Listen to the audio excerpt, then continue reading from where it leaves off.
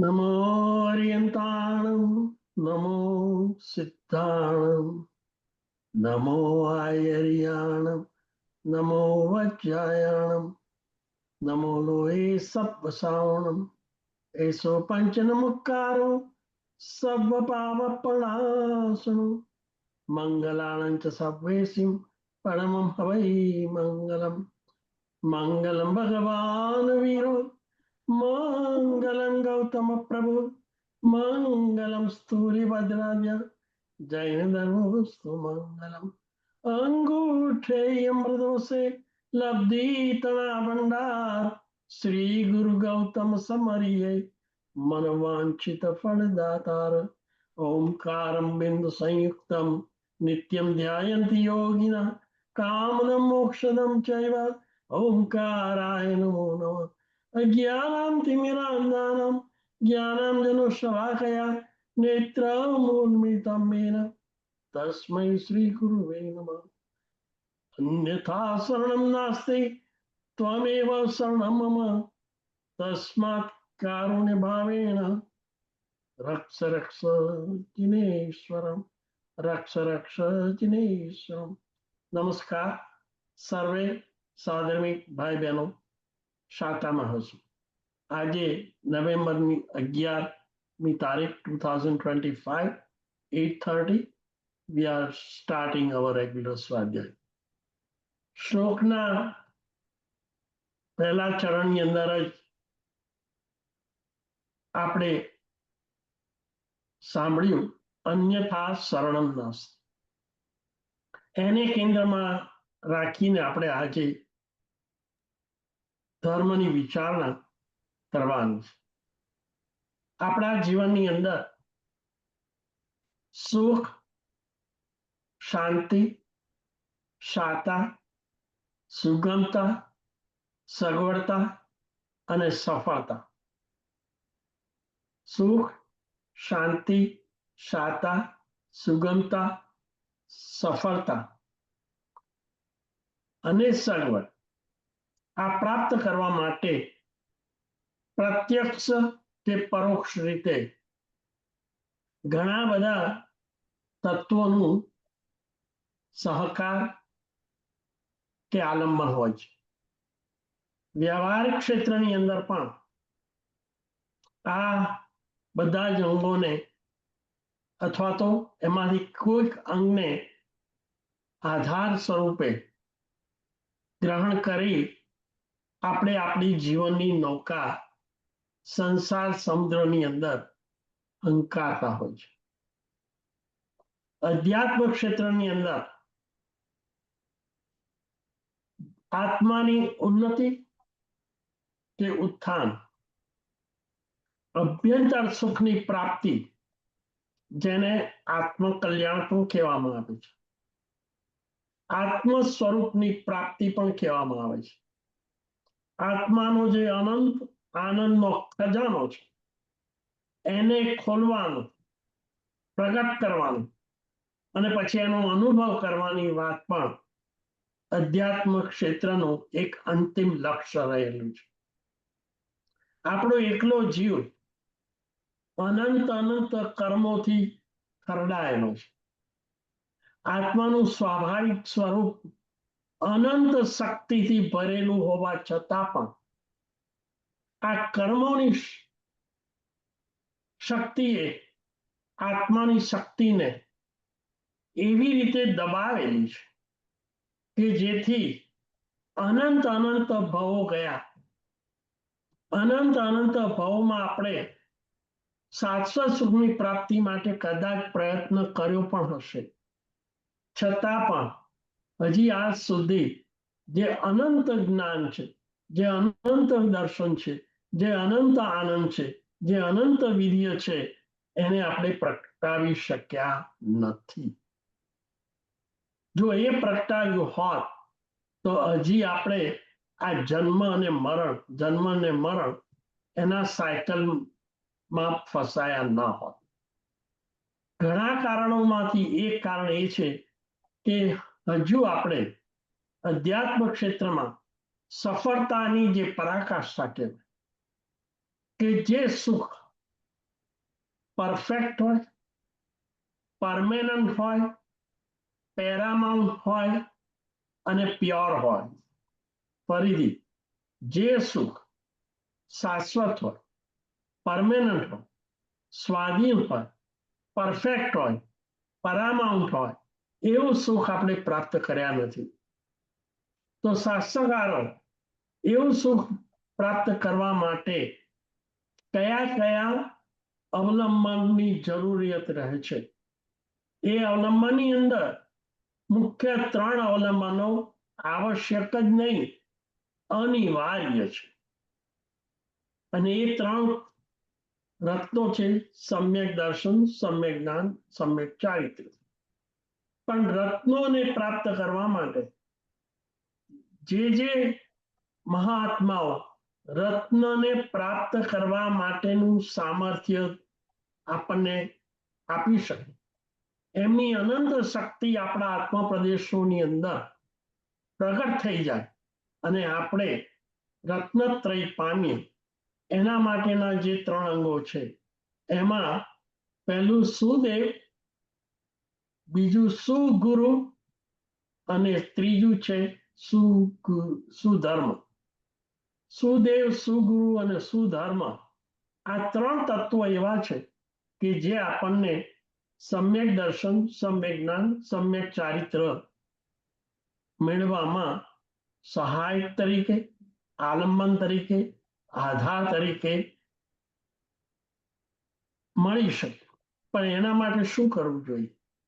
એના માટે સંસાર સમુદ્રને તરવા માટે જે તારક તત્વ છે, જે મહાનિર્યામક કહેવામાં આવે છે, સંસાર સમુદ્ર આપણે પોતાના બાહુબળથી તરી શકીએ એટલું સામર્થ્ય ધરાવતા નથી. સાગરને તરવો બહુ દુષ્કર છે, આપણે સમજી શકીએ છીએ. પોતાના બાહુબળથી ન તરી શકાય, થોડાક ફીટ આપણે તરીએ ને ડૂબી જઈએ.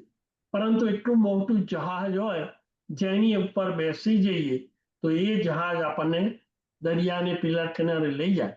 એવું જહાજ સમાન મહાનિર્યામક એ અનંત કાળે જે થઈ ગયા છે, એ આપણા પરમ કૃપાળુ, કેવળ જ્ઞાની, કેવળ દર્શી એવા વિતરાગ પરમાત્મા શ્રી જીનેશ્વર ભગવાન છે. અને એટલે સંસાર સમુદ્રને તરવા માટેની અભિલાષા રાખનાર આપણા જીવે જીનેશ્વર ભગવાનનું શરણું લઈ લેવું જોઈએ. આપણે હવે એટલે વાત આજે એ કરવાની છે કે જીનેશ્વર ભગવાનનું શરણ શા માટે, એ આપણને કઈ રીતે લાભરૂપ થાય છે, અને એના વગર આ સંસાર સમુદ્ર તરવાની કોઈ શક્યતા રહી નથી. અનંત આત્માઓ જે સંસાર સમુદ્રને પાર કરી ગયા, એ તમામ આત્માઓએ સ્વયં જીનેશ્વર ભગવાનનું શરણ, એ તારક તત્વનો સહારો લઈ આ મોક્ષ સુખ પામ્યા છે. આપણે પણ પામી શકીએ. એના માટેની પહેલી કન્ડિશન છે જીનેશ્વર ભગવાનનું શરણ પ્રાપ્ત કરવું જોઈએ, લઈ લેવું જોઈએ. એટલે શ્લોકની અંદર કહ્યું, અન્યથા શરણ નાસ્તિ ત્વમેવ શરણમ મમ તસ્માત કારુણ ભાવેન રક્ષ રક્ષ જીનેશ્વર. આ સંસારની અંદર આદિ, વ્યાધિ, ઉપાધિ જેવા ત્રિવિધ તાપ, અનંત કર્મોથી જીવ ઉપર થતું આક્રમણ, અને એને કારણે આ જીવ દુઃખ, દુર્ભાગ્ય, દર્દ, દરિદ્રતા, દાસપણું અને દુર્ગતિ પામે છે. એમાંથી સલામત કે રક્ષણ કરનાર જો કોઈ તત્વ હોય તો કેવળ માત્ર શ્રી જીનેશ્વર ભગવાન, એમની સ્થાપેલી આ શાસન અને જીન આજ્ઞા, આ જ તત્વ એવું છે કે જે આપણું રક્ષણ કરી શકે. એ જીનેશ્વર ભગવાનના શરણને જવા માટેના જે વિવિધ સ્વરૂપ છે, પરમાત્માનું નામ, પરમાત્માનું દર્શન, પરમાત્માનું વંદન, પરમાત્માનું પૂજન, અને એથી ઉપરાંત પણ સૌથી અગત્યનું વાત જિનેશ્વર ભગવાનની આજ્ઞાનો સ્વીકાર અને એ આજ્ઞાનું શરણ લેવું. આ જિનેશ્વર ભગવાનના શરણે જવાના વિવિધ માર્ગો અને એમને આપણા હૃદયની અંદર સ્વીકાર અને સ્થાપના કરવાની છે. જિનેશ્વર ભગવાનનું જય. કોઈ પણ સ્વરૂપે પરમાત્મા સ્વરૂપને આપણે યાદ કરીએ. એ પરવરદિગાર છે, એ જગતના જગતપતિ પણ છે. એટલે કેટલાક સ્થળની અંદર જગતપતિ નામ આપ્યું છે. એ આપણા સ્વામી પણ છે. સ્વામી તું મળ્યો, જેવો મારો કોઈ બીજો અંદર સ્વામી નથી. અને એ સ્વામી છે તો આપણે એના દાસ છે. એટલે ઘણી વખત જગ્યાએ કહ્યું છે, ભવો ભવ તુમ ચરણોની સેવા, હું તો માગું છું દેવાદિદેવ. અહીં આગળ પરમાત્માને સ્વામી તરીકે રાખ્યા છે. કેટલી જગ્યાએ પરવરદિગાર છે, કેટલીક જગ્યાએ જગતના નાથ છે. જગતના નાથ, જગતના ચિંતામણી, અને ચિંતામણી રત્ન, કામધેનુ અને કલ્પવૃક્ષી પણ સર્વોત્તમ એવા ઉત્તમ પરમાત્મા, શુદ્ધ આત્મા, તમારું શરણ મને હોય. ભવો ભવ તુમ ચરણોની સેવા. આ શબ્દોની અંદર જ પરમાત્માના જિનેશ્વર ભગવાનના ચરણ અને શરણનું આપણે સ્વીકાર કરીએ એવો જ ભાવ છે. આજ સુધી જેને એનું શરણ સદગ્રહણ કર્યું નથી એ ક્યારેય તર્યા નથી. આપણે પણ એવી ભાવના રાખીએ. શા માટે જિનેશ્વર ભગવાનનું શરણ લેવું જોઈએ, કયા સ્વરૂપે, અને એનું શરણ લેવાથી તાત્કાલિક પણ આપણે શું લાભ થઈ જાય, અને દૂરની દ્રષ્ટિએ ભાવાંતરમાં પણ આપણને શું લાભ થઈ જાય, એની આપણે થોડીક ચર્ચા કરીએ છીએ. એને સમજવા માટે કિરણભાઈ આપનું ડોક્ટર કીર્તિભાઈ આપનું ફ્રોઝ થયો. આમ સવાલ નાવ કેન હિયર. બરાબર. નિચ્છામ દુકડા હવે સંભળાય છે ભાઈ? હા, બરાબર સંભળાય છે. તો એ આલંબનને આપણે એક નાનું એક દ્રષ્ટાંત કહું. એ દ્રષ્ટાંત ઉપરથી કહી શકાય કે એક સામાન્ય માણસ જે તત્વનો જ્ઞાતા નથી, શાસ્ત્રોને ભણ્યો નથી, જિનેશ્વર ભગવાન કોણ છે, એમનું સ્વરૂપ શું છે, એ કેવી રીતે બની શકાય, એવો પણ એને તલસ્પર્શી સૂક્ષ્મ જ્ઞાન નથી.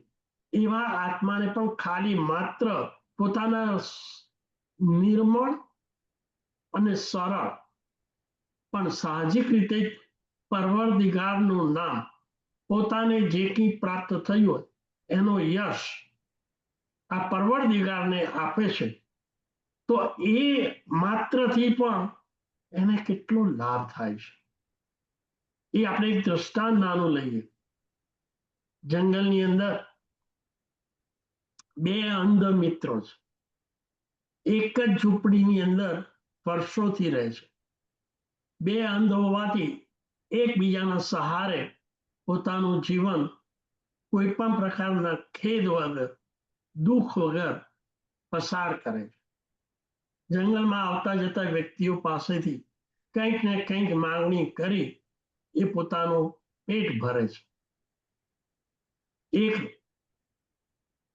અંધ ફકીર જેનું નામ ખુશાંત, અને એની સાથે એની જોડે જ રહેનારો બીજો ફકીર સુશાંત. કુશાંત અને સુશાંત વર્ષોથી આ જંગલની ઝૂંપડીમાં રહેલા. એક દિવસ ત્યાંના નગરનો રાજા કોઈ પ્રયોજન સાથે શિકાર માટે એ જંગલમાં આવે છે. ઝૂંપડી અને બહાર બેઠેલા આ બે અંધ ફકીરોને જોઈ એને જરા ક્યુરિયોસિટી થઈ જાય છે કે અહીંયા ઝૂંપડી બાંધી કોણ ફકીર રહ્યા છે. ત્યાં આવે છે અને પૂછે છે. પહેલા તો કુશાંતને પૂછે છે, કેમ છે ભાઈ, તમે આ જંગલમાં એકલા અકલા રહો છો, બધું બરાબર છે? એટલે ખુશાંત કહે છે, રાજા પોતાની ઓળખાણ આપે છે, હું નગરનો રાજા છું, આ બાજુથી પસાર થઈ ગયો છું, તમને જોયા મને થયું તમે અહીંયા કેમ છો અને ખુશી છો ને? એટલે ખુશાંતે કહ્યું કે રાજન, તમારા નગરની અંદર તમારી સત્તા છે. પ્રામાણિક, પરાક્રમી અને પ્રજાવત્સલ એવા તમારા જેવા રાજા અહીંયા હોય, એમની કૃપા હોય તો પછી અમારા જેવા પ્રજાને વળી શું દુઃખ હોઈ શકે? બસ તમારી કૃપા વરસતી રહે છે એટલે અમને જે કંઈ પ્રાપ્ત થાય છે એમાં અમને સંતોષ છે, સુખ છે. અમારે કોઈ બીજી ચિંતા છે નહીં. બસ તમારી કૃપા હંમેશા વરસતી રહો કે જેથી આ નગરના પ્રજાઓ સુખી રહે, અમે પણ સુખી રહીએ. કારણ કે જે કંઈ સુખ અને આનંદ અમને મળ્યો એ બસ રાજન તમારી કૃપાની આ અનુગ્રહ છે. રાજાએ જોયું કે ખુશાન ફકીરે એના વક્તવ્યની અંદર માત્ર ને માત્ર પોતાની જ કૃપા અને પોતાના તરફથી પ્રજાને મળતી સુખ સગવડ એની પ્રશંસા કરી છે. રાજા અંદર આ રીતે ખુશાનના મુખમાંથી નીકળતી જે પ્રશસ્તિ છે એને સાંભળીને ખુશ થઈ ગયો કે મારી પ્રજા આખરે મારી પ્રશંસા જ કરતી આવી છે. ત્યાર પછી રાજાએ એની નજીક જ બેઠેલા એના મિત્ર અંધ ફકીર સુશાંતને પ્રશ્ન પૂછ્યો કે આપ કેમ છો? ત્યારે સુશાંત ફકીરે આ પ્રમાણે જવાબ આપ્યો કે રાજન, સર્વત્ર સર્વભૂમિની અંદર પરવરદિગારનું રાજ્ય જ હોય છે. એની સત્તા સર્વાંગે ફેલાયેલી છે અને પરવરદિગાર અત્યંત દયાળુ અને કૃપાળુ છે. બસ એની કૃપા અને દયાની વૃષ્ટિ માત્ર આ નગરના નહીં, જગતના સર્વ જીવો પર સદાય એનો ધોધ વરસતો હોય છે. અને આવો સૃષ્ટિ ઉપર પરવરદિગારની દયા અને કૃપા વરસતી હોય તો કયો જીવ દુઃખી હોઈ શકે? અમે જંગલની અંદર પણ પરવરદિગારની કૃપાથી સુખી છે. પરવરદિગારનો જય હો, પરવરદિગારનો જય હો, પરવરદિગારનો જય હો. આ રીતે સુશાંતે રાજનના જે પ્રશ્ન હતો એનો જવાબ આપ્યો. ખુશાંતે તરત જ રાજનનો જય હો, રાજાનો જય હો, રાજાનો જય હો એવી રીતે રાજાની ખુશી અને પ્રશંસા કરી. અહીંયા જોવા જેવું છે કે ખુશાંતે એના શબ્દની અંદર રાજાને યશ આપ્યો અને રાજાનો જય જયકાર બોલાયો. જ્યારે સુશાંતે રાજાના વિશે કોઈ પણ શબ્દ નહીં ઉચ્ચારતા હે પરવરદિગાર તમારો જય હો, જય હો, જય એમ જનતાની અંદર, નગરની અંદર, જગતના જીવો પર જે ખુશી, જે આનંદ, જે સગવડ અને સુખ છે એમાં પરવરદિગારની કૃપાને એને યશ આપ્યો. રાજાને ખુશાંતે પોતાની પ્રશંસા કરી એટલે એના પર ખૂબ ખૂબ પ્રસન્ન થયો કે મારી પ્રશંસા થઈ એટલે એની છાતી ગજ ગજ ફૂલવા માંડી. પરંતુ એનો જ મિત્ર સુશાંત બાજુમાં બેઠેલો એને તો કોની પ્રશંસા કરી? પરવરદિગારની કૃપા અને દયાની. રાજાની લેશ માત્ર પણ પ્રશંસા ન થઈ એટલે રાજાને એના ઉપર અપ્રીતિ થઈ, અણગમો થયો, સહેજ દ્વેષ પણ થયો કે મારી પ્રશંસા મારા નગરની અંદર મારી સત્તા છે ત્યાં રહેનારો આ ફકીર પરવરદિગારની જ પ્રશંસા કરતો આવ્યો છે. એને મારી નજર, હું એની નજરમાં હું આવતો નથી પણ પરવરદિગાર નજરમાં આવે. રાજા ત્યાંથી વિદાય થઈ. બીજે દિવસે રાજાએ ખુશ થયેલો રાજાએ પેલા ખુશાન માટે એક પાત્ર ભાતનું મોકલી આપ્યું અને એ ભાતના પાત્રની અંદર નીચે સુવર્ણ મુદ્રા પણ મૂકેલી આપી, 8-10 સુવર્ણ મુદ્રા, કે જેથી ખુશાન આ સુવર્ણ મુદ્રા પામે અને એનાથી એનું દરિદ્ર ટળે અને સુખી થાય. પરંતુ પેલા સુશાંત માટે એને કોઈ પણ પાત્ર કે આહાર કે ભાત મોકલ્યા નહીં. પાત્ર પેલા ખુશાનને મળ્યું, ખુશ તો થઈ ગયો કે રાજાએ એના માટે એક પાત્ર મોકલ્યું જેની પર ભારોભાર ભાત મૂકેલા હતા. એ ભાત એ ખાવા માંડ્યો. એને અંધ છે, ખબર નથી એ ભાત છે અને એની નીચે શું છે. અને ભાત ખાતા ખાતા જેટલું એનું જરૂરિયાત હતી એટલું એને પેટ ભર્યું, પણ ઘણો બધો ભાત હતો એટલે બાકીનો જે ભાત હતો એ ખુશાંતે એના મિત્ર સુશાંતને આપ્યો. ખ્યાલ રહે, સુશાંત માટે રાજાએ કોઈ પાત્ર કે ભાત મોકલ્યા નહોતા, એને તો ખુશાંત માટે મોકલેલો. પણ ખુશાંત બાકી રહેલો જે ભાત એને એના મિત્રને આપ્યો, સુશાંતને થોડો થોડો ભાત તો મળેલો, પણ નીચે એ ભાતની નીચે સુવર્ણ મુદ્રાઓ હતી જેને સુશાંતને પણ ખ્યાલ હતો નહીં. એને તો એમ લાગ્યું કે નીચે ભાતની નીચે થોડા કાંકરા પડેલા છે, એ આવી ગયા છે. એવામાં જ બન્યું શું, ત્યાંનો યુવરાજ એ પણ જંગલમાં ફરતો ફરતો ત્યાં આવી પહોંચ્યો અને આ સુશાંત પાસે આવ્યો.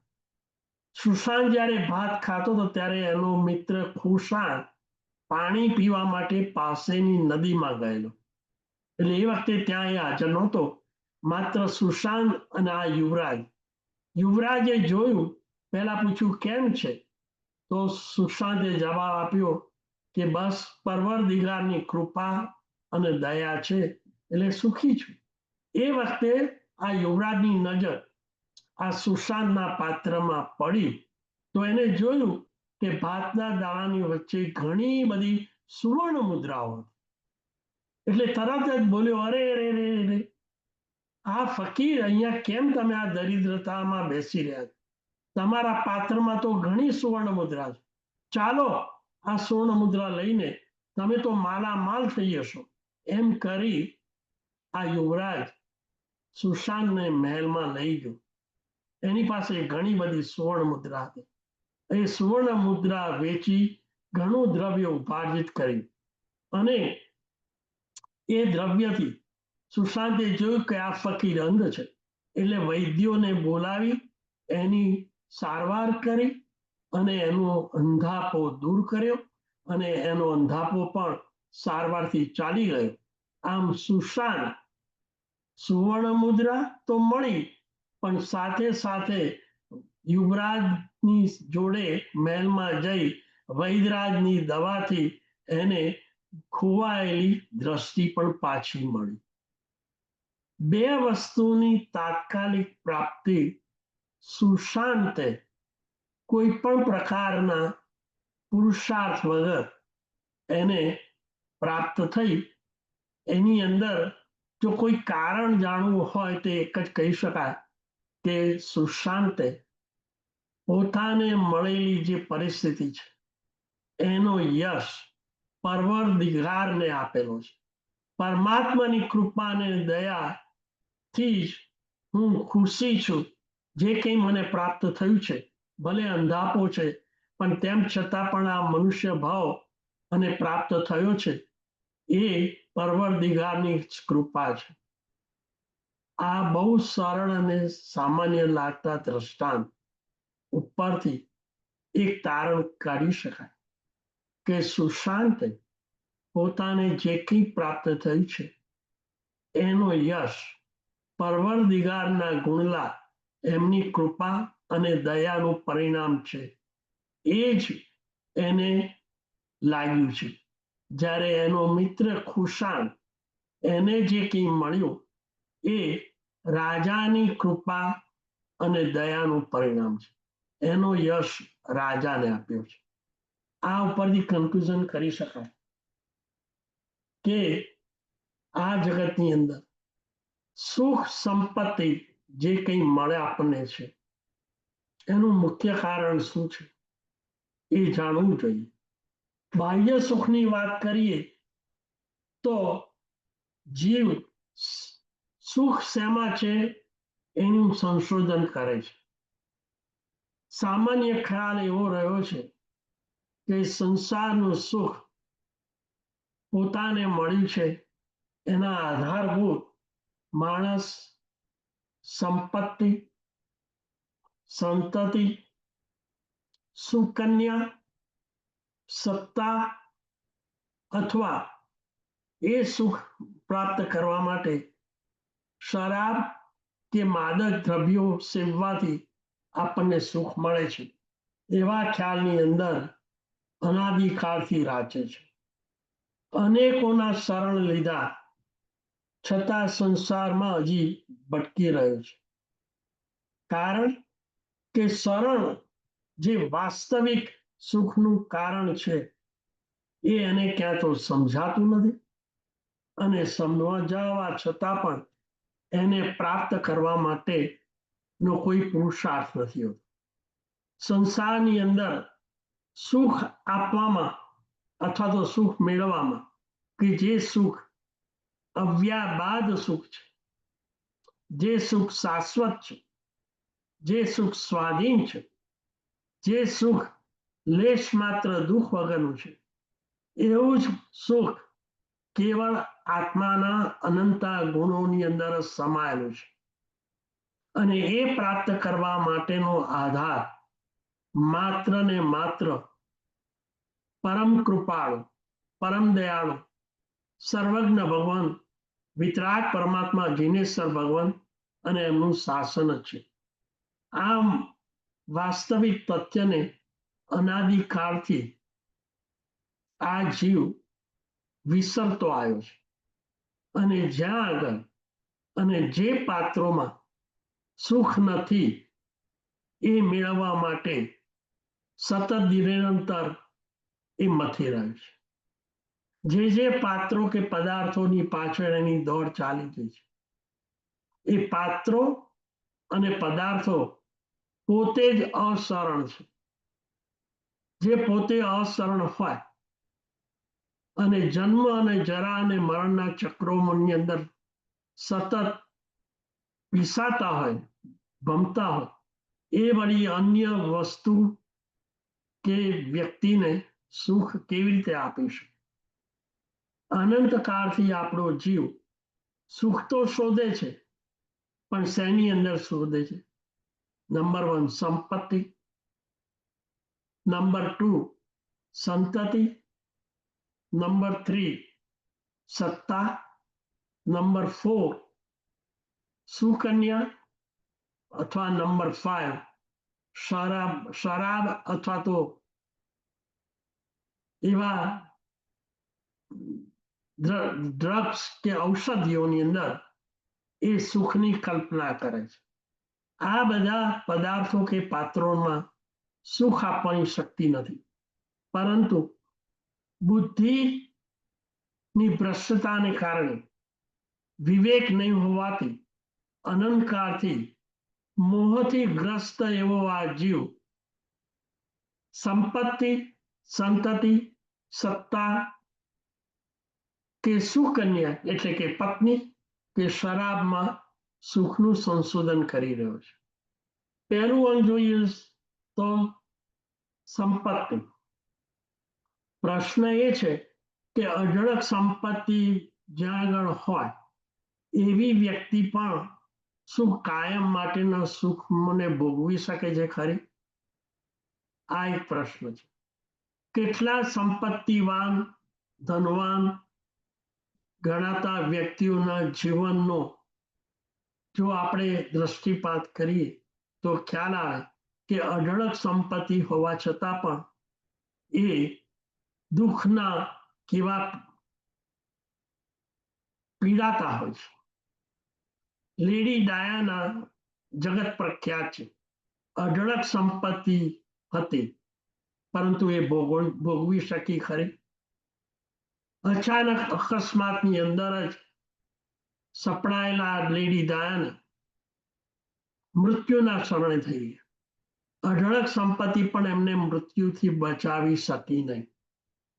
કેટલી આ સંપત્તિ હોવા છતાં પણ કેટલી એમની લાચાર પરિસ્થિતિ સર્જાઈ અને જીવનનો અંત આણ્યો.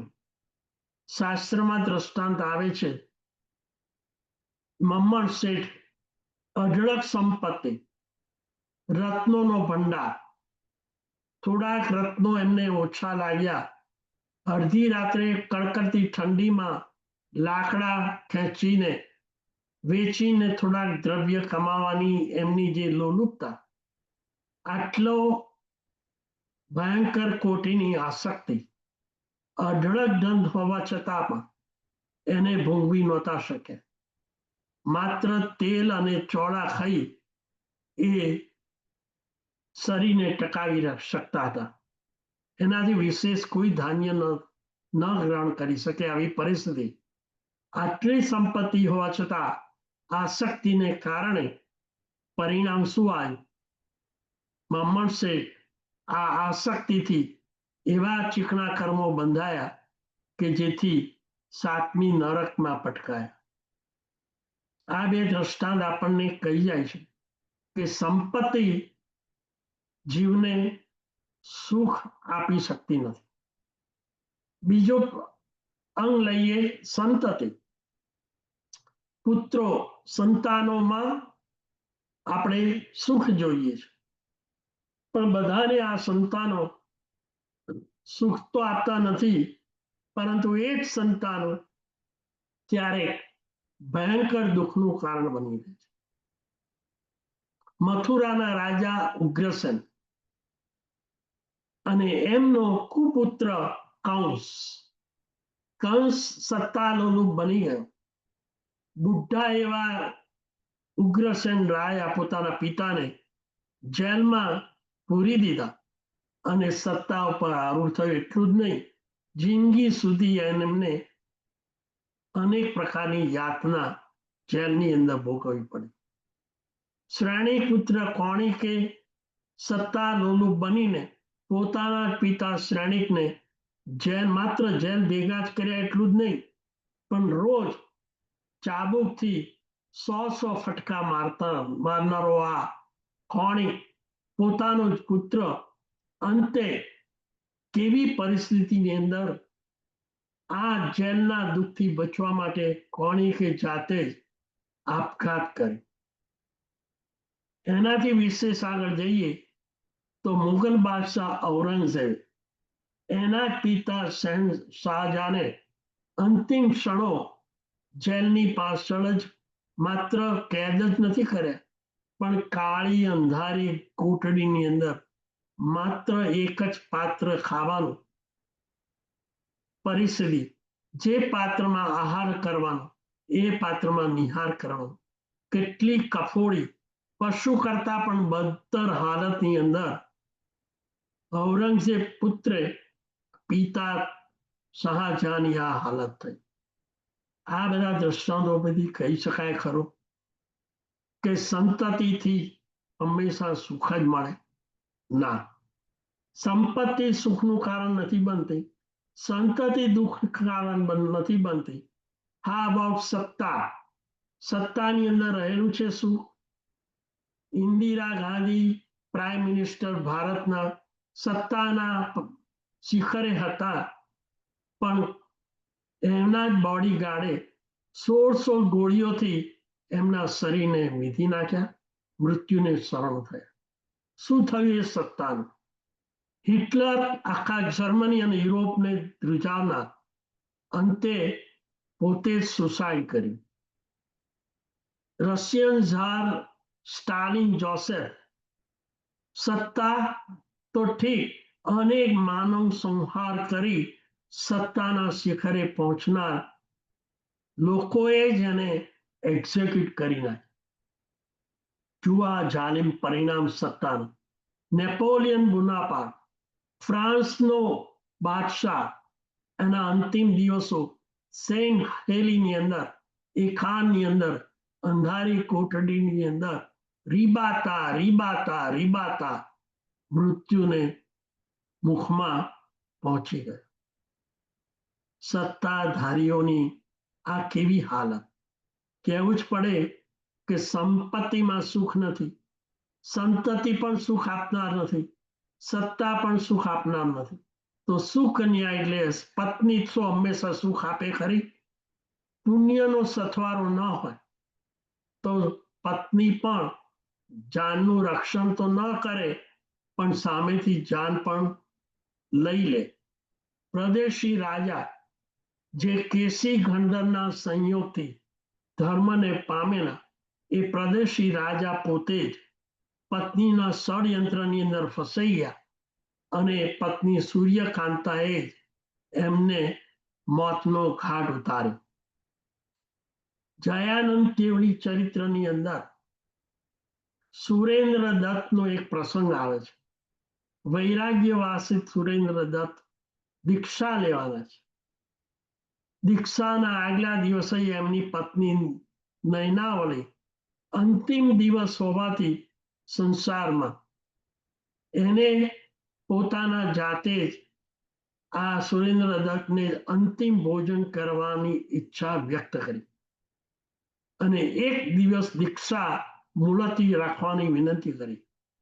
પોતાની પત્નીને પોતાનું અંતિમ ભોજન આપવાની ઈચ્છા જાણી સુરેન્દ્ર દત્તે પોતાનું દીક્ષાનો દિવસ એક દિવસ મોકૂફ રાખ્યો. નયનાવલીએ સુરેન્દ્ર દત્તને પોતાના રૂમની અંદર ભોજન માટે આમંત્રણ આપ્યું અને ભોજને અંતે જે તાંબુલ આપ્યું એમાં સાયનાઇડ પોઈઝન ભેળવી સુરેન્દ્ર દત્તના જીવનનો અંત આવ્યો. આવા દાખલા શાસ્ત્રની અંદર નોંધાયેલા છે. ટૂંકમાં સંપત્તિ તો હંમેશા સુખ ન જ આપે, સંતતિ પણ ના આપે, સત્તા પણ ના આપે, સુકન્યા પણ ના આપે. અને એટલે જેના જીવનની અંદર ત્રિવિધતા આદિ વ્યાધિની ઉપાધિથી ઘેરાયેલા હોય એ આ જીવનનો અંત લાવવા માટે છેવટે શરાબ અને નશીલી ડ્રગ્સ ઉપાય તરીકે સેવે. એના અંતિમ પરિણામ શું આવે છે? હોલીવુડ અને બોલીવુડની સેલિબ્રિટી જેને કહેવાય એવા પ્રેસ્લી, એલ્વિસ પ્રેસ્લી જેવા, માઇકલ જેક્સન જેવા મહાન ધાવો પણ આ ડ્રગ્સના અને આલ્કોહોલના શરણે ગયા અને એમનો જીવનનો અંત આવ્યો. કેટલી કારની દશા હશે!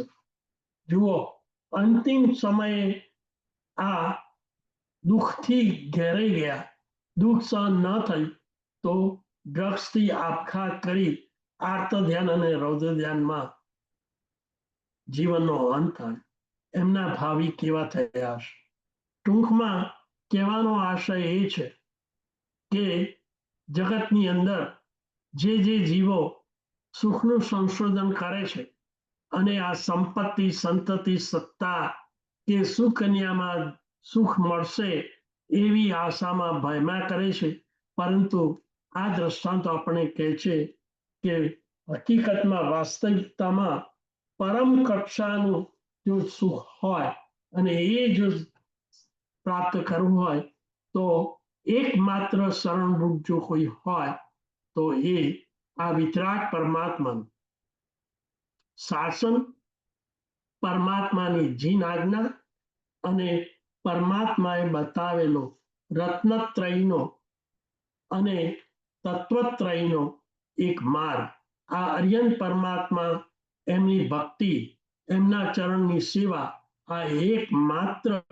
શરણભૂત છે. અનેક આત્માઓ આ પરમાત્માના માર્ગે તરી ગયા છે અને અનેક આત્માઓ તરી રહ્યા છે અને ભવાંતરની અંદર તરશે. પરમાત્માની ભક્તિ જે આપણે જો શરણભૂત લઈ લઈએ તો આપણા જીવનનો બેડો પાર થઈ જાય. પરમાત્માની ભક્તિ બે સ્વરૂપે થાય છે, સાકાર સ્વરૂપે, નિરાકાર સ્વરૂપે. પરમાત્મા તત્વ શુદ્ધ નિરાકાર છે, પરંતુ એમને મૂર્તિ સ્વરૂપે આકાર આપી એની સન્મુખ એના દર્શન, એના વંદન અને એના પૂજન દ્વારા પરમાત્માની કૃપાનો આપણે અનુગ્રહણ ગ્રહણ કરીએ અને પરમાત્માને આપણે હૃદયના સિંહાસનની અંદર બિરાજમાન કરીએ તો એ જિનાલયની અંદર પરમાત્માના પ્રતિમા આગળ પરમાત્માના સ્વરૂપની કલ્પના કરી એમની અંતરથી ભાવ અને આદરપૂર્વક બહુમાનપૂર્વક ભક્તિ એક સાકાર ભક્તિ છે. બીજી ભક્તિ નિરાકાર છે. નિરાકાર ભક્તિની અંદર આપણા ચિત્તને પરમાત્માના ગુણોનું ચિંતન કરી એમની વિતરાગતા, એમની સર્વજ્ઞતા, એમની કૃપા, એમની કરુણા, એમનું અનંત શક્તિ, એમનું શુદ્ધ પરમ ચારિત્ર, એમનો ત્યાગ, એમનો સંયમ, એમનો અપરિગ્રહ, એમનું અનાસક્ત યોગ અને આ જગતના જીવોને કલ્યાણ કરવાની ઉત્કૃષ્ટ ભાવના, એ બધા ગુણોને આપણે યાદ કરી આપણા ચિત્તને પરમાત્મા ચિત્તો સાથે એકાગ્રતા, લીનતા, સ્થિરતા અને તદ્રુપતા દ્વારા આપણા આત્મા પરમાત્મા તત્વ સાથે એકાકાર, તાદાત્મ્ય, તદ્રુપ સાધીએ કે જેથી આપણો આત્મા પણ અરિયંતાકાર બની.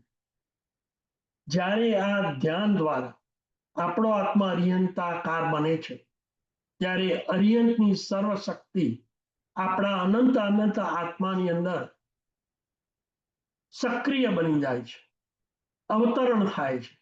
આપણો આત્મા પણ એટલો જ શક્તિશાળી બને છે અને એ સમય આત્મા જ પરમાત્મા સ્વરૂપ બની જાય છે. અનંત શક્તિ સંકેત બની જાય છે.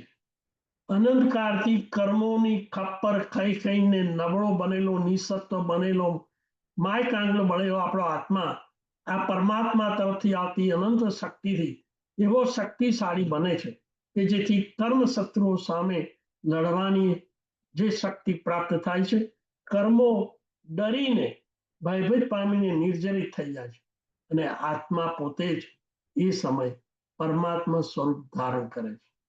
આવું આ પરમાત્માનું સ્વરૂપ આપણને મળે છે અને આવું સ્વરૂપ જ્યારે પ્રગટ થાય છે ત્યારે ચિત્તની અંદર એવી પ્રસન્નતા પેદા થાય છે જે આપણે શબ્દોમાં વર્ણન કરી શકીએ.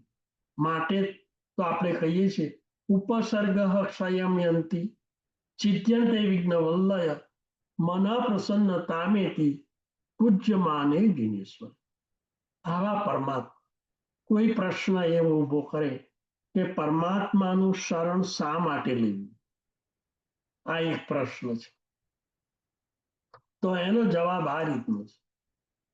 પરમાત્મા એટલે અરિહંત, અને અરિહંત એટલે પ્રેમ અને વાત્સલ્યનું ઝરણું જગતના સર્વ જીવો પર સતત એનો પ્રભાવ વહેતો હોય છે. અરિહંત માતા એ પ્રેમ અને વાત્સલ્યનો સમુદ્ર છે. જગતની માતા પણ પ્રેમ અને વાત્સલ્ય પોતાના પુત્ર ઉપર આપે છે, પણ જગતની માતા પોતે જાતે જ એનો આત્મા કર્મોથી છવાયેલો છે, એટલે પોતે જ અશરણ છે. જે પોતે જ અશરણ હોય અને કર્મ સત્તાની નીચે હોય અને કર્મને કારણે એ પણ દુઃખ અને દરિદ્રતા અને એનાથી વિશેષ જન્મ અને મરણના સકંજામાં ફસાયેલી હોય, એ માતા અન્યને અજર અને અમર કેવી રીતે બનાવી શકે? ન બનાવી શકે. જે સામગ્રી આ માતા આપણને આપે છે એ પણ શાશ્વત કે સાધ્વીન સુખ આપી શકે એમ છે નહીં. દિનેશ્વર ભગવાન એ તો મોક્ષ માર્ગના દાતા છે. નમોથોળમ સૂત્રની અંદર જીનેશ્વર ભગવાન માટે અભય દયાણમ, ચક્ષુ દયાણમ, મગ્ગ દયાણમ અને પછી શરણ દયાણમ અને બોહી દયાણમ, આ સર્વ વસ્તુ જગતના જીવોને સાક્ષાત ભયોથી સબળતા હોય એમાં અજર અને અમર બનાવવાનું સામર્થ્ય માત્ર પોતે અજર અને અમર બનેલા જીનેશ્વર ભગવંત જ કરી શકે. જગતની કોઈ માતા અરિયન માતાની તુલ્ય ન આવી શકે. પ્રેમ અને વાત્સલ્ય અરિયન માતાનું એટલું બધું છે કે કોઈ પણ જીવ અરિયન પરમાત્માને મારવા આવે ને તો પણ એ મારનારને પણ છે ને જીનેશ્વર ભગવાન તારે છે. મારે એને પણ તારે હે પ્રભુ તું, મારે એને પણ તારે. શત્રુ થઈને આવે છતાં પણ વાલથી હૈયે બેસાડે પ્રભુ તું, મારે એને પણ તારે. આપણા શાસનપતિ ભગવાન મહાવીર સ્વામીનું દ્રષ્ટાંત લઈએ. જંગલની અંદર ચંડ કૌશિક પ્રભુ પાસે આવ્યો. જોતા જ એ કઈ પ્રભુને વાલ કરવા નહોતો આવ્યો, પ્રભુનું શરણ લેવા નહોતો આવ્યો, પ્રભુને ડંખ મારી મારવા માટે આવ્યો. અને પ્રભુ જ્યારે ચંડકોશીએ ડંખ મારે પરંતુ અંદરથી તો નીકળ્યું દૂધ, ત્યારે હવે આ મારા આવનાર ચંડકોશિકને પણ પ્રભુએ શું કર્યું? બુજ્જ બુજ્જ ચંડકોશીય એ શબ્દો દ્વારા ચંડકૌશિક પ્રત્યે અંતરની અંદર જે વાત્સલ્યના ઝરણા હતા એ વાત્સલ્યને શબ્દોનું રૂપ આપી ચંડકૌશિકને સંબોધિત કર્યો. હે ચંડકૌશિક, તું બોધ પામ, બોધ પામ. ચંડકૌશિક એ સંઘની પંચેન્દ્રિય સર્પ, એને આ શબ્દો ચંડકૌશિક સાંભળ્યા. પૂર્વ ભાવની અંદર આ કૌશિક નામનો તાપસ હતો. એ શબ્દો દ્વારા આ ચંડકૌશિકને આ શબ્દો ગ્રહણ જેવા કર્યા એવા જ એના શબ્દો સાંભળતા સાંભળતા એ શબ્દોમાં ધ્યાનસ્થ બની ગયો, ચિંતન કરવા લાગ્યું.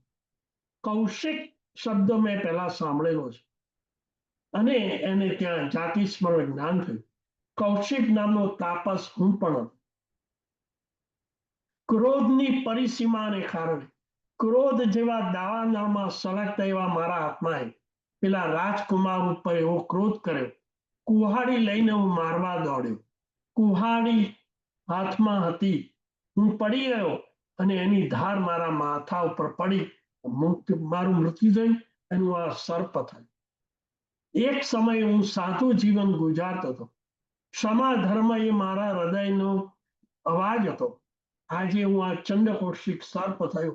આ ક્રોધને કારણે મને પ્રભુ મળ્યા, એમને બુજ્જ બુજ્જ કહી મારા ઉપર કૃપા કરી બોધ પામ. આ રીતે જાતિ સ્મરણ થતા ચંડકૌશિક જાગી ગયો. પોતાના પૂર્વ ભાવનો ખ્યાલ આવ્યો. જાતિ સ્મરણથી પોતાનો શું ધર્મ છે, પૂર્વે કયો અધર્મ બજાવ્યો, એનું શું પરિણામ આવ્યું એ જાગૃત થયું. અને ચંડકૌશિક ત્યાં ગયો, ભગવાનને નમી ગયો.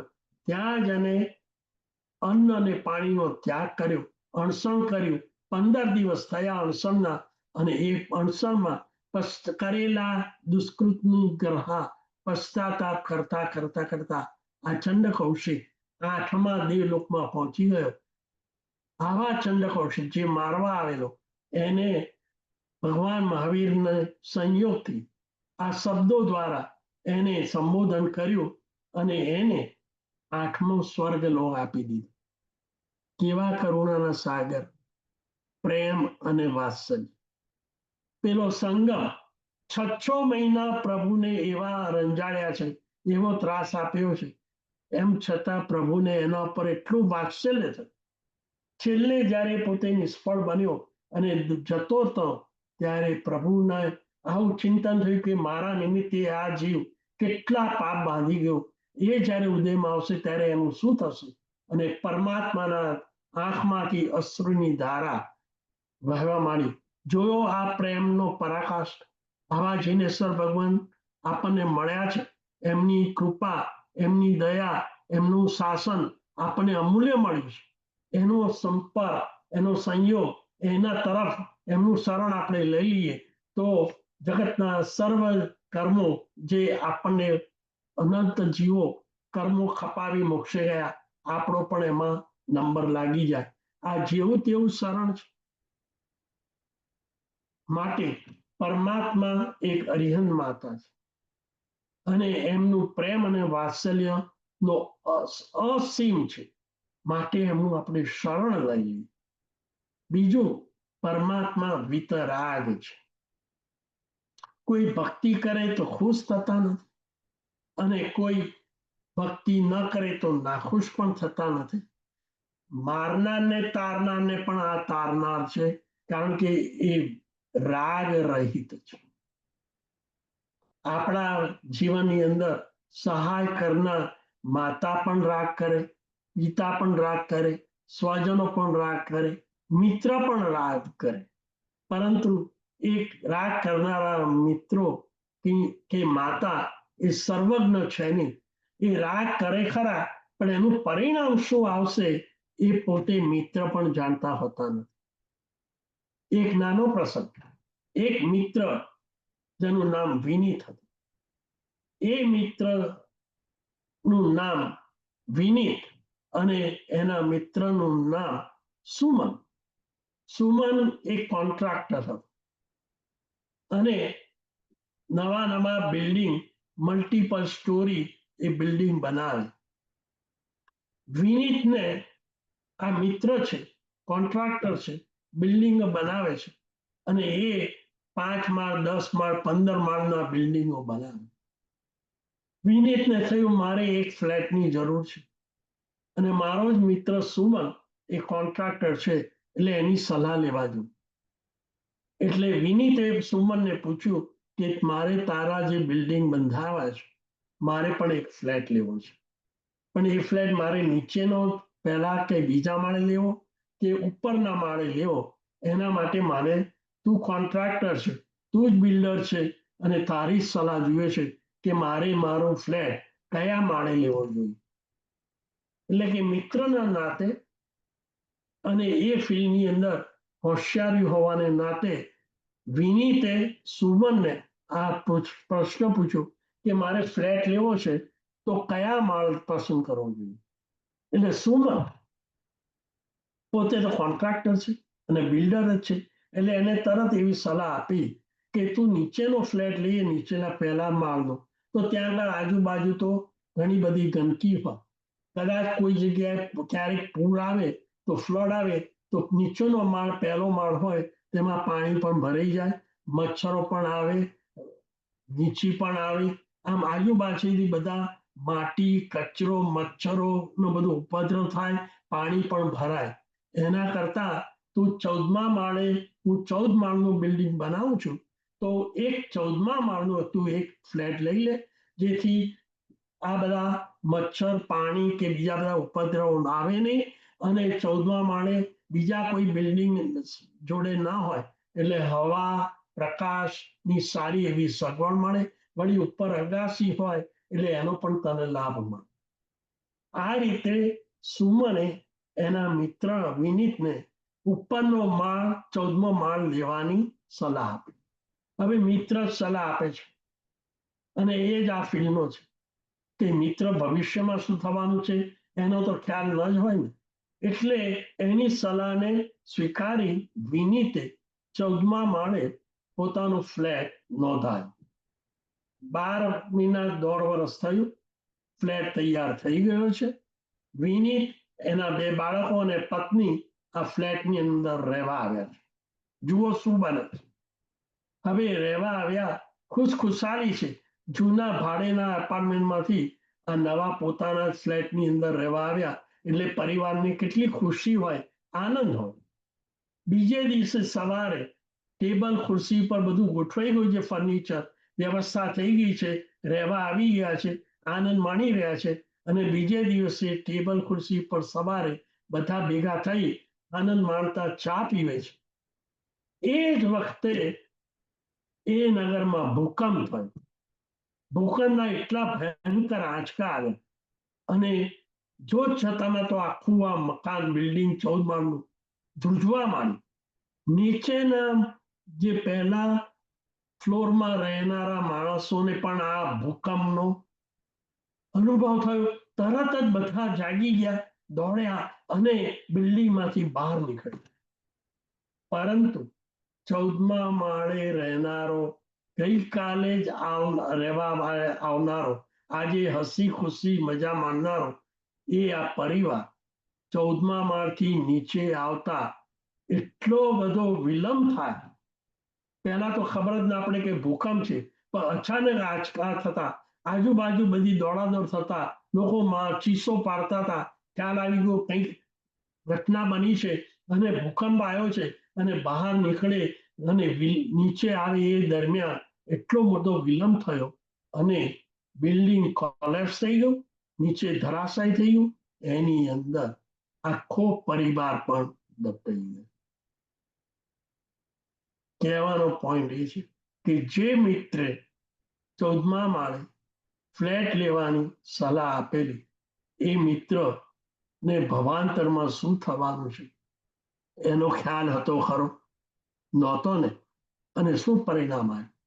આપણા જીનેશ્વર ભગવાન તો સર્વજ્ઞ છે. એમના જ્ઞાનની અંદર આપણા ભાવિના ભવો પણ જાણી શકે અને આપણે દુર્ગતિમાં ન જઈએ, સદગતિમાં જઈએ અને એમને બતાવેલો ધર્મ પામી મોક્ષ પામીએ એવા ઉત્કૃષ્ટ જ્ઞાન વાળા કેવળ જ્ઞાની અને કેવળદર્શી સર્વજ્ઞ ભગવાન, કરુણાના સાગર, જેમને પોતે રાગ અને દ્વેષ જીતેલા છે. આપણે પણ રાગ અને દ્વેષ જીતવા છે. અને જે વિતરાગ બને છે એ સર્વજ્ઞ બને છે. સર્વજ્ઞ બને છે એ મોક્ષે જાય છે.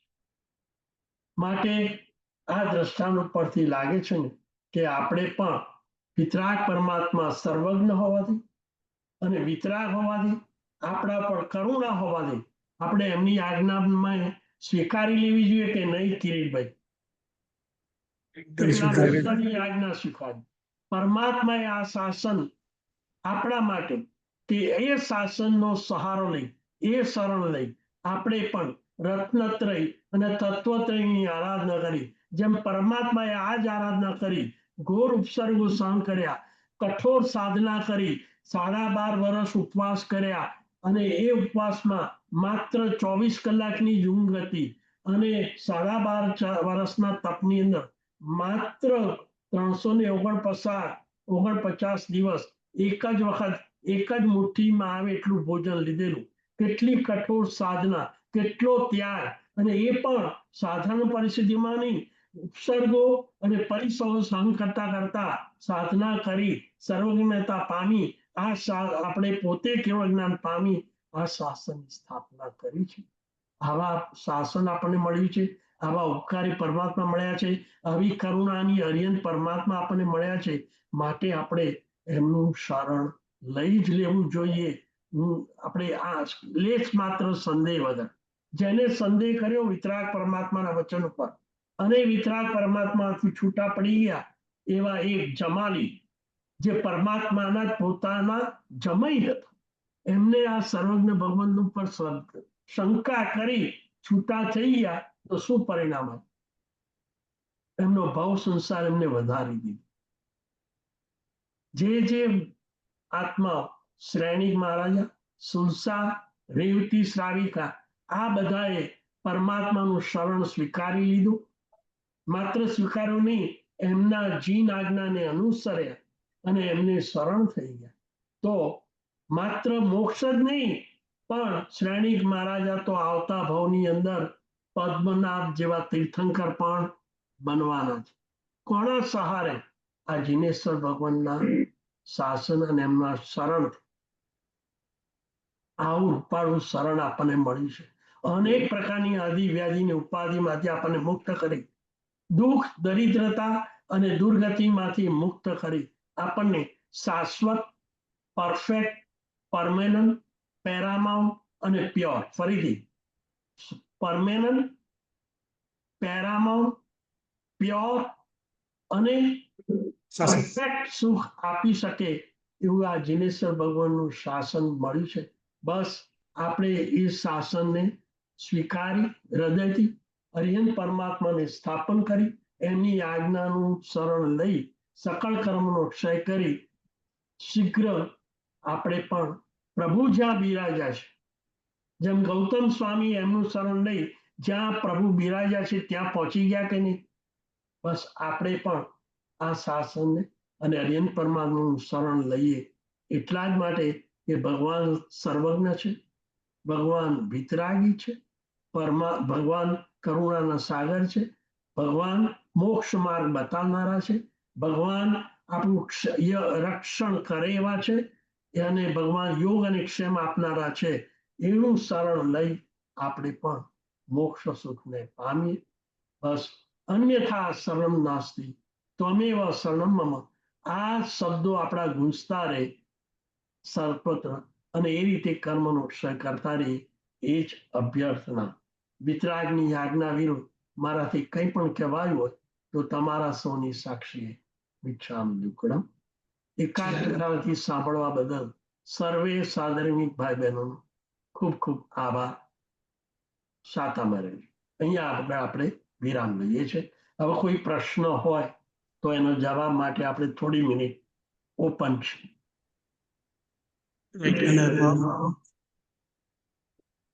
નમસ્કાર કીર્તિભાઈ. સાતામાં કોઈ પ્રશ્ન? કીર્તિભાઈ, એક મને હું હમણાં થોડા દિવસ પહેલા વાંચતો હતો ને, તેમાં એક મહાવીર સ્વામીનો ચરિત્ર વાંચતો હતો. તેમાં આવ્યું હતું કે હરિણ ગમે સિંહ દેવ એ કઈ ફ્યુચરમાં શું થવાના છે એ હું ભૂલી ગયો ને હવે. Let me tell you. હરિણ ગમેશજી જે ભગવાન મહાવીરના શાસનમાં થયા એ કોણ હતા? તમે વલભીપુર ગયા છો? વલભીપુર પાલીતાણા પાસે. હા હા હા. ક્ષમણ તપસ્વી. હા. એમને આ શાસનની અંદર જ્યારે આપણા જે આગમો એ સમયે વર્બલ હતા, મુખપાઠ બધાને કંઠસ્થ હતા.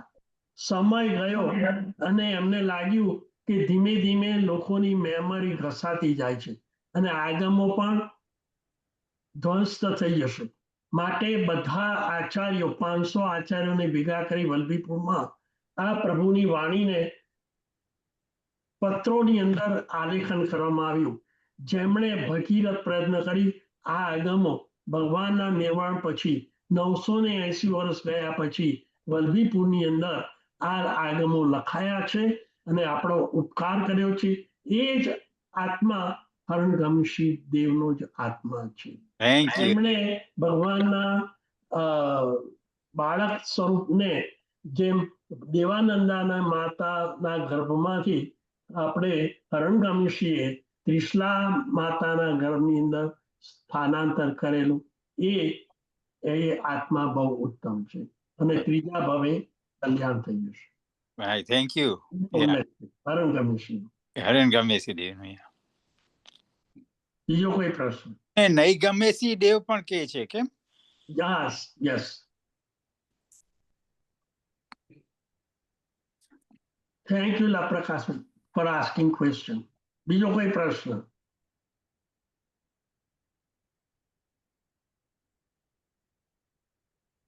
અચ્છા, કોઈ પ્રશ્ન ના હોય તો પછી આપણે અહીંયા આગળ વિરામ લઈએ છીએ. હવે પછીનો સ્વાધ્યાય 18મી 11 ને 7 18 પાછું મંગળવારે 8:30 આપણે ભેગા મળીશું. આ સ્વાધ્યાયમાં જોડાવા બદલ સર્વે સાદરણી ભાઈ બહેનોનો ખૂબ ખૂબ આભાર. તમારા મિત્રો હોય અને એમને જો આ રુચિ હોય તો આ મેસેજ આપવા નમ્ર વિનંતી છે. માંગલિક. સર્વમંગલ માંગલ્યં સર્વ કલ્યાણ કારણં પ્રધાનમ સર્વધર્માણાં જૈનમ જયતિ શાસનમ. નમસ્કાર. નમસ્કાર. Thank you Kirtibhai. નમસ્કાર. Thank you. નમસ્કાર. ખૂબ ખૂબ અનુમોદના કીર્તિભાઈ.